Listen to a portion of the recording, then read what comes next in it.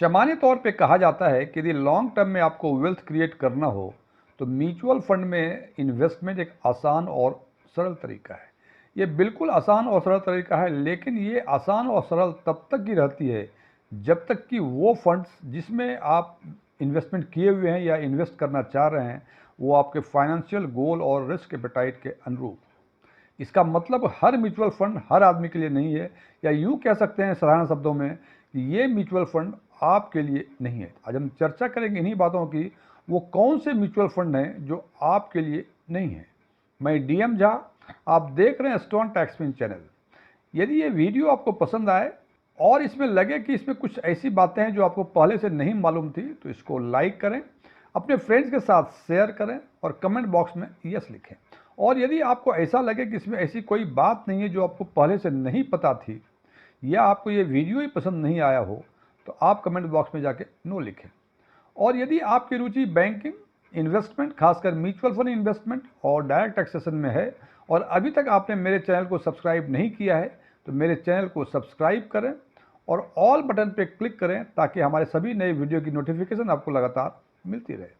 मैं जो अपने व्यूअर्स को ये प्रेरित करता हूँ कि वो कमेंट बॉक्स में यस और नो लिखें, इसका एक ही पर्पस है कि मैं ये जानना चाहता हूँ कि जो वीडियो मैं अपने व्यूअर्स के लिए बनाया करता हूँ वो उनके लिए उपयोगी हैं भी या नहीं है। और इस वीडियो में जो हम डिस्कस करने जा रहे हैं, इस डिस्कशन के बाद भी यदि कुछ ऐसा लगे आपको, कुछ और क्वेरीज रह गई हैं, कुछ संदेह रह गया है, आप कमेंट्स बॉक्स में जाके कमेंट करें, पूछ सकते हैं हमसे आप। मैं जल्द से जल्द आपके कमेंट्स का जवाब देने की कोशिश करूंगा। इस लिस्ट में सबसे पहला नाम है सेक्टरल या थीमेटिक फंड की। जैसे इसके नाम से पता चलता है कि यदि इस फंड में आप इन्वेस्ट करते हैं तो आपके पैसे कोई पार्टिकुलर सेक्टर जैसे आईटी, फार्मा, इंफ्रास्ट्रक्चर या कोई पार्टिकुलर थीम बेस्ड एवेन्यूज में इन्वेस्ट होंगे। यह फंड उन लोगों के लिए बेहतर है जिसको मैक्रो लेवल एनालिसिस करने की कैपेसिटी है। मैक्रो लेवल एनालिसिस का मतलब उस पर्टिकुलर इंडस्ट्री की एनालिसिस, इंडिया और ग्लोबल इकोनॉमिक कंडीशंस के बारे में जानकारी, गवर्नमेंट की पॉलिसीज क्या हैं और इंटरनेशनल पॉलिसी उस पर्टिकुलर सेक्टर के बारे में क्या है। यदि आपको इन सब चीज़ों के बारे में पता है तो ये फंड आपके लिए बेहतर है, अन्यथा आप इन फंड से बचें। दूसरी कमी है इसमें कि इसके टोटल एक्सपेंसेस रेशियो काफ़ी अधिक होते हैं। चूंकि टीईआर काफ़ी अधिक होते हैं तो निश्चित रूप से इसका नेगेटिव इम्पैक्ट उसके परफॉर्मेंस पे पड़ता है। इकरा के एक रिपोर्ट के अनुसार सेक्टरल और थीमेटिक फंड का 43% फंड्स ऐसे हैं जिन्होंने अपने रेस्पेक्टिव बेंचमार्क को अंडर परफॉर्म किया है।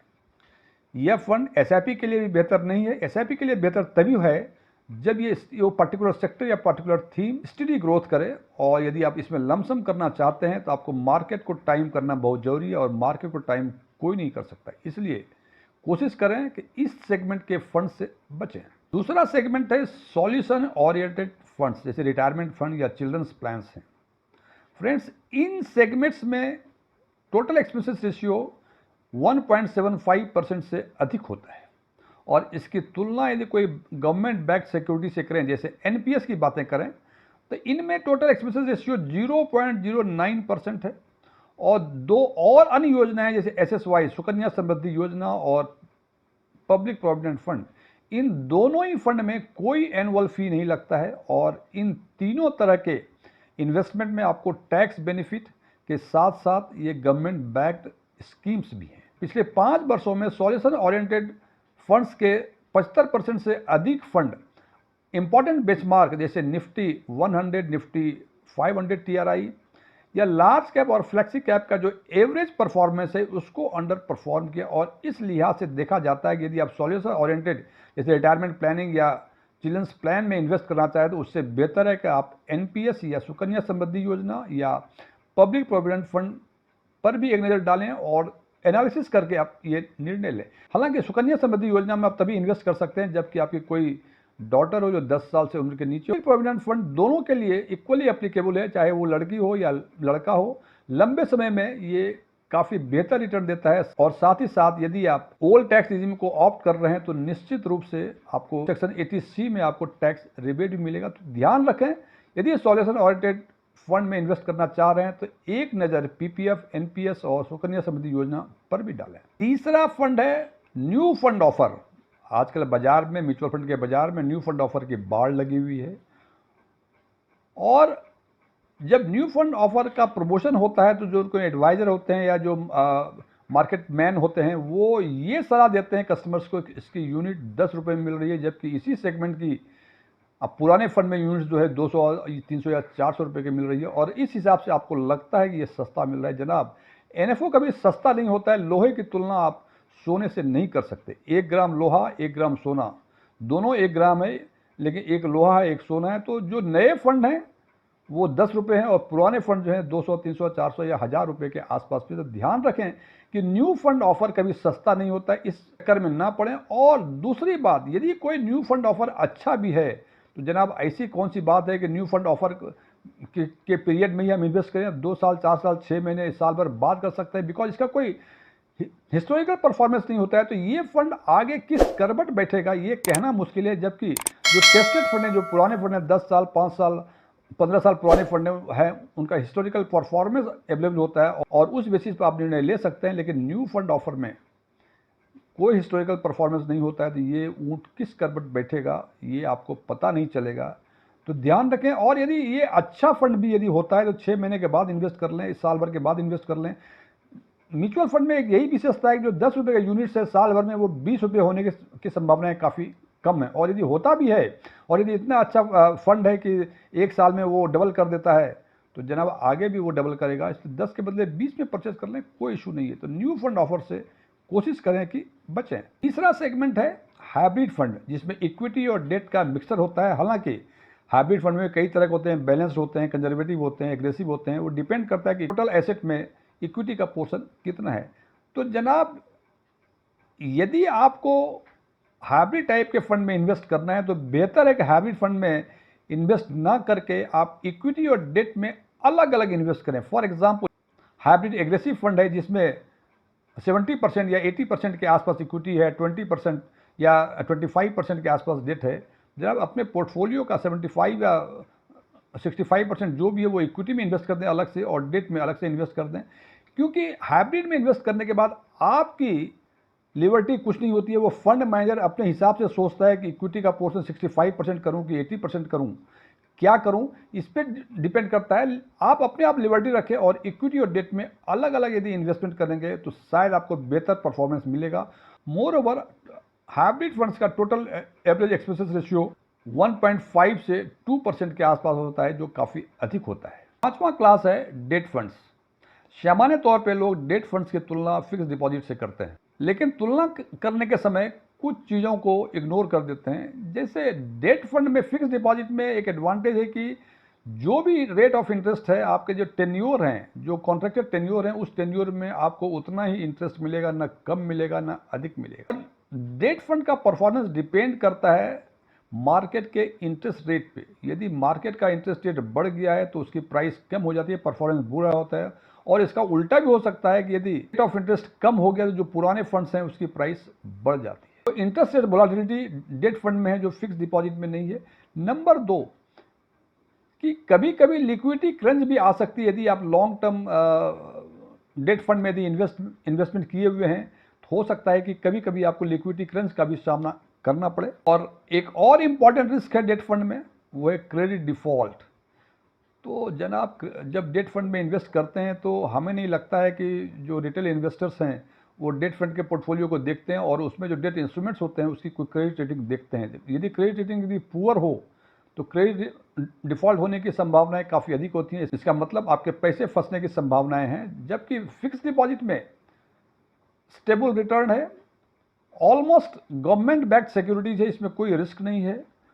हालांकि यदि लिक्विड फंड या ओवरनाइट फंड में आप इन्वेस्टमेंट करना चाहते हैं जो शॉर्ट टर्म पर्पस के लिए, तो आप इसमें इन्वेस्ट कर सकते हैं। इसमें लिक्विडिटी का कोई इशू नहीं होता है और चूंकि इसकी मैच्योरिटी काफ़ी कम होती है इसलिए इंटरेस्ट रेट वोलेटिलिटी का भी चांस इसमें काफ़ी कम रहता है। तो डेट फंड में यदि इन्वेस्टमेंट करना है तो इन बातों को ध्यान रखें और उसके हिसाब से आप निर्णय लें। अगला सेगमेंट है फंड्स ऑफ फंड। यदि आप फंड्स ऑफ फंड में इन्वेस्ट करते हैं तो आपके पैसे किसी एग्जिस्टिंग फंड में इन्वेस्ट होते हैं। इस कारण से जो एक्सपेंसेस रेशियो होती है ये काफ़ी अधिक बढ़ जाता है। एक एक्सपेंसेस रेशियो ये फंड्स ऑफ फंड्स के जो फंड मैनेजर हैं वो चार्ज करते हैं, और दूसरा वो पैसे जो आप किसी एग्जिस्टिंग फंड में आपके इन्वेस्ट हो रहे हैं उसके भी एक्सपेंसेस रेशियो आपके एक्सपेंसेस रेशियो में ऐड हो जाते हैं। इससे परफॉर्मेंस पे काफ़ी नेगेटिव इम्पैक्ट आता है। दूसरी दिक्कतें हैं कि इसमें ट्रांसपेरेंसी काफ़ी कम है, आपके पैसे किस स्टॉक्स में, किस इंस्ट्रूमेंट में इन्वेस्ट कर रहे हैं, इसको एनालिसिस करना काफ़ी डिफ़िकल्ट है। लोग कहते हैं कि फंड ऑफ फंड डाइवर्सिफिकेशन के लिए काफ़ी बेहतर है, लेकिन मेरे अपने विचार में इंस्टीट्यूशनल इन्वेस्टर्स के लिए तो डाइवर्सिफिकेशन इसमें हो सकता है, लेकिन यदि रिटेल इन्वेस्टर डाइवर्सिफिकेशन के लिए इसमें इन्वेस्ट कर रहे हैं तो उससे बेहतर है कि वो अलग अलग अपने इन्वेस्ट करें, जैसे गोल्ड में कर लें, इक्विटी में कर लें, डेट इंस्ट्रूमेंट्स में कर लें, ये अलग अलग करना उनके लिए बेहतर है। तो ध्यान रखें, यदि आप रिटेल इन्वेस्टर हैं तो फंड्स ऑफ फंड में इन्वेस्ट करने से बचें। डाइवर्सिफिकेशन के लिए इंडिविजुअली हर एक एसेट में अलग अलग आप इन्वेस्ट करके अपने पोर्टफोलियो को डाइवर्सिफाई कर सकते हैं। अगला सेगमेंट है ELSS, equity linked saving scheme. Friends, यदि आप अभी भी ओल्ड टैक्स में ऑप्ट करना चाहते हैं तब तो ये फंड आपके लिए बेहतर है, बिकॉज इसमें इनकम टैक्स के सेक्शन 80C के अंतर्गत आपको 1.5 लाख रुपए का डिडक्शन मिलता है। लेकिन यदि आपने न्यू टैक्स में ऑप्ट किया तो ELSS में इन्वेस्ट करने का आज का कोई मतलब नहीं, बिकॉज सबसे बड़ी दिक्कतें इसमें 3 वर्षों का लॉक इन पीरियड, आपके पैसे 3 वर्षों के लिए फंस जाते हैं। तो यदि आप ओल्ड टैक्स रेजिम में ऑप्ट कर रहे हैं देन आप इसमें इन्वेस्ट करें। यदि न्यू टैक्स रेजिम को आपने ऑप्ट किया है या ऑप्ट करने की सोच रहे हैं तो इन फंड से बचें। और आखिरी सेगमेंट है regular plan and IDCW option. पहले रेगुलर प्लान की बातें कर रहे हैं, हालांकि ये काफ़ी डिस्प्यूटेड इशू है, बिकॉज जब मैं इस पर चर्चा करता हूँ इतने एडवाइजर्स हैं वो मेरे पीछे पड़ जाते हैं, उनको लगता है कि मैं उनको डिफेम कर रहा हूँ, लेकिन मैं किसी को डिफेम करने का हमारा कोई इंटेंशन नहीं है। मैं जो फैक्ट्स है वो अपने व्यूअर्स के सामने लाने की कोशिश करता हूँ। जैसे आप जानते हैं regular plan, direct plan.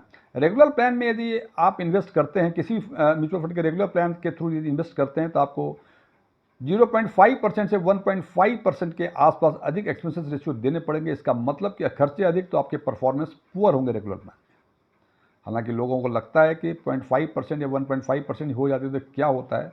Friends, ऐसे आपको समझ में नहीं आएगा। यदि मैं एक एग्जाम्पल लेकर करूँ, एक जाना माना फ्लैक्सी कैप फंड, मैं उस फंड का नाम बताना नहीं चाहता हूँ, उसके यदि आप रेगुलर प्लान में आप इन्वेस्ट करेंगे 10,000 रुपये 10 वर्षों के लिए, तो 10 वर्षों के बाद उसमें जो कॉर्पस बनता है वह 34,31,000 बनता है। और यदि यदि उसी म्यूचुअल फंड में यदि डायरेक्ट प्लान में आप इन्वेस्ट करेंगे 10,000 के SIP 10 वर्षों के लिए, तो 10 वर्षों के बाद आपकी जो कॉर्पस बनती है वो 36,64,000 के आसपास है, और ये डिफरेंस जो है 2,33,000 रुपये का है।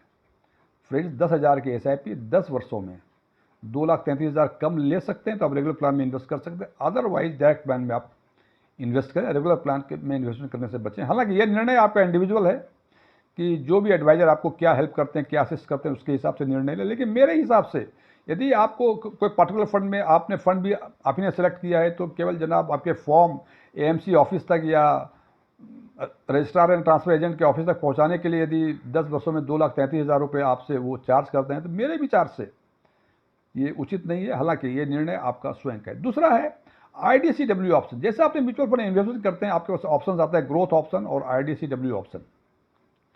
IDCW means income distribution cum withdrawal plan.